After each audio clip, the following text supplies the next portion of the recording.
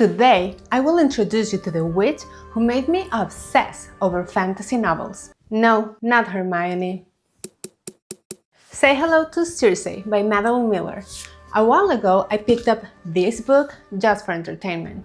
As the amount of bookmarks indicate, I found it interesting. Like most millennials, my introduction to Greek mythology was Disney's Hercules. So going into Circe without even reading the back cover, so irresponsible, I expected wars and heroes' tales. Well, my expectations were crushed. And I am so glad they did, because it needed none of that to be memorable. I began reading fantasy thinking I need to escape reality. Turns out, I didn't. Hola, my name is Aremi. I'm a self-taught artist, overthinker, and newly fantasy addict. Of course, I am late in this specific train that boarded once Circe was published in 2018, but hey, at least I'm part of the party now. Let's begin by getting on the same page. In Greek mythology, Circe is a lesser goddess. She has a brief appearance in The Odyssey, one of those books we were required to read in high school. The Odyssey is attributed to the poet Homer and has been around for about 2,700 years, give or take. Definitivamente not a trending topic. According to Homer's account, Odysseus the Cunning and his men land in Aeaea, the island where Circe, a powerful enchantress and daughter of Helios, lives among her lions and wolves. Odysseus' men go into her land, accept her food, and Circe transforms them into pigs, a favorite pastime of Circe, I guess. On Odysseus' way to rescue his men, he is gifted an antidote so Circe's potions don't work on him. She welcomes him, drugs him, and when her magic doesn't work, Odysseus threatens Circe with his sword. She shrieks, ducks, grabs Odysseus' knees, and proposes to lie in bed with him? Homer, sir, are you telling me that a powerful witch and an intelligent man couldn't find any other way to solve their issues other than sex? She couldn't find a way to use her powers. She couldn't let herself be stabbed, because she's immortal, so she'd heal. Can you see why this scene is so awful? Plus, offering sex after being threatened seems to me as something else entirely. Anyway, my main question here was, why? Madeline Miller gave us an answer. Humbling women seems to me a chief pastime of poets, as if there can be no story unless we crawl and weep. I felt the burning flames in those two sentences, and I love it. This quote alone made me think of how tired I am of stories in which women are seen as objects of desire or as vicious and mischievous creatures who, without any reason, only seek the fall of powerful men. Oh, and of course, women are usually caught and end up paying tenfold. Or, often, women are there to keep the plot going, with little to no importance, while men are the complex heroes and villains worth our time. Madeline Miller took a character mentioned in one of 24 chapters of the Odyssey and made her the central character of her own story. That alone is an act of empowerment. In this book, she tells us Circe's story, in which there came a time where she made this guy called Odysseus. This is why Madeline Miller got me so invested in Circe. By retelling her story, Madeline Miller shone a light onto a woman that was a fleeting character in a man's tale. She encourages us to question Homer's characterization of Circe. In fact, to question any characterization of women in literature. I don't want to spoil this book for you, so I'll just say that in Circe's story, I found substance. This Circe has agency. This fundamental change in Odysseus and Circe's interaction makes a huge difference. I should warn you that there's a scene of sexual abuse. Unfortunately, I understand why it's included, and also it's a common theme in Greek mythology. While reading this book, I felt angry at the lack of calling out and condemning of these actions in the original version and in Greek mythology as a whole. So, having this specific encounter be transformed made me more invested in the story. Recently, I read some reviews mentioning they found Circe dull, and the only interesting bits were when other gods talked to her. Well, let me tell you that when I first began it, I imagined myself jumping into the story and yelling at Circe. During the first few pages, I was torn. The world building, the tidbits of myths, the narration style hooked me. But Circe's laments, her not realizing how toxic her surroundings were, the games being played while she didn't learn, irritated me.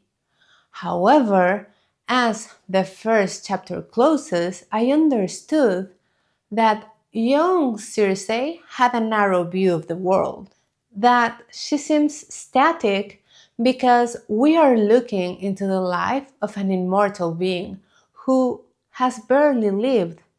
And this is told by a wiser Circe who owns up to it by saying she might have floated on through those years. That's when I began loving this story. Circe is a character who grows and becomes aware of who she wants to be instead of being a fully developed character from beginning to end. It reminds me of the evolution Elizabeth Bennet goes through in Pride and Prejudice by Jane Austen. Although, unlike Elizabeth, who is his father's favorite, has companionship in her sisters and has a loving though shameless mother, Circe isn't even cared for by her parents. She's considered a lower deity they might marry off to a human prince because she's not up to a god's standard. Circe grows through every interaction with others and by herself. The gods, the humans who visit her, add up to her story. And shouldn't we all be the protagonist in our own story? I mean, the book's title is Circe. Circe is an opportunity to glance into the life of an outcast, a character who begins by clinging to anything resembling love to someone who eventually understands her own worth, what love means to her, what she's able to give. Circe goes through a lot, but she eventually becomes resilient, and it often takes her long. But I think we can mostly relate to this. Resilience is vital, but sometimes we fall and fall deep. It might take us a while to step back. The important part is to do it. I loved that this Circe makes bad and sometimes terrible decisions, but later on acknowledges and sometimes even mourns her results. She processes the gravity of her actions and decides not to repeat her mistakes, but more importantly, learns when a mistake is not hers. This type of thinking allows us to mature and become functional humans in our society. Would you agree? Let me know in comments and remember to subscribe. Now, for who is this book? Initially, I was enchanted with the description of Helios' palace, the nymphs, trying to remember who was each god. If you love or know a bit of Greek mythology, this book is great. Miller respects the stories, she reclaims it while not going overboard, like giving a god sci-fi powers or something like that. Hey, that could be cool. I digress. However, if you have no idea about Greek mythology, I still recommend it. When I couldn't remember a god or goddess, it didn't matter because the story is not about the gods surrounding Circe. It's about how Circe grows from the interaction with each. Plus, Madeline Miller does a great job of introducing each god by referencing a trait or circumstance they are known for, which is enough context. And just so you know, it had been a while since I read fantasy, not by actual decision, it just happened that I read more fiction and non-fiction for a while. So, having these images of gods, palaces, creatures, and monsters while having situations I could relate to was so much fun. When I got further along in Circe, I loved seeing some traits of myself in a character so different from me. Mostly, I felt understood by a total stranger. I've been rejected, I've hurt others, I've given too much of myself to people who only took. I've made bad decisions and surely will continue to do so. I have not made such a bad decision that I should be sent to an island though, hay niveles. But overall, I found situations I could mirror in my life. While I might not have potions in my kitchen, and for that I blame the owl that didn't bring my Howard's letter, I felt closest to Circe when she finds out she can do magic. She thinks she's not capable. Her immediate thought is that the tools themselves did the magic. In her mind, it's impossible she has power. That was my first approach towards art. It took me a long while to believe in myself. Whenever I drew something remotely cool, I would think it was beginner's luck. But after that, Circe teaches herself through experimentation, and she embraces witchcraft. This part of the story helped me finally call myself an artist. Art is my witchcraft, and I am pushing myself towards finding out who I am as a witch, as an artist, and you should find your own witch power. I am sure that by reading this novel, you will find something to embrace. Have you read it? Please tell me, what did you relate to? Here, Madeline Miller shows us we are capable, but we must be willing to put in the work in order to become better at something, even when it's something we might not have imagined before. I am putting in the work in my art and in this channel to share and learn with you. And I'd love to know, what are you working on? This book became really popular. I believe Miller's success lies in portraying a character who grows, fails, gets revenge, learns, and becomes aware of who she is and what she wants in life. She doesn't give a static character whose sense of morality is set from the beginning. We might not like her. I hated how static and innocent she was for years. But it is important that Circe, as the narrator, recognizes this staggering because she changes and evolves later on. In her earlier years, we glimpse at her differences from other gods. Her empathy towards mankind when she learns astronomers are being killed by their king because Helios knows they will be punished if he is late to shine, being that he is the sun. And he enjoys doing that. I see this as the spark of her love for life. This sets her apart from other gods, not her looks, but her concern for human life, for life. I take this as a call to care for everyone's quality of life, even if it has nothing to do with ourselves. Circe is a character who shows our humaneness, our capabilities. We are all witches.